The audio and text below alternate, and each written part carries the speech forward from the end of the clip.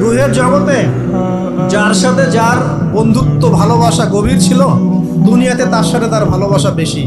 এটা হয়তো জানেন না, জানতেন হাদিসটা? রুহের জগতে যদি কখনো আপনার সাথে আমার দেখা হয়ে থাকে, দুনিয়াতে আপনার সাথে আমার দেখা হবে ইনশাআল্লাহ। রুহের জগতে যদি আপনার আমার মধ্যে ঘনিষ্ঠ ভালোবাসা থেকে থাকে, এখানেও ভালোবাসা হয়ে যাবে ইনশাআল্লাহ। এটা বলে আমি আবার তোমাদের বয়ফ্রেন্ড গার্লফ্রেন্ড ভালোবাসা বুঝাই নাই, ওই ভালোবাসার কথা বলি না। আবার রুহের জগতে বিদ্বেষ, এখানেও দেখবেন বিদ্বেষ। ওটা একটা জগৎ ছিল যেখানে আল্লাহ পাক সমস্ত আদম সন্তানকে সৃষ্টি করে তাদের রূহটাকে রেখেছিলেন এবং ওয়াদা নিয়েছেন। কি ওয়াদা? আল্লাহ পাক বলেছিলেন আলাস্তু বিরাব্বিকুম, সূরা আরাফের 182 নম্বর আয়াত পড়ে দেখবেন, 182 নম্বর আয়াত। আল্লাহ পাক বলেছিলেন যে আমি ওয়াদা নিয়েছিলাম, আলাস্তু বিরাব্বিকুম, আমি কি তোমাদের রব নই?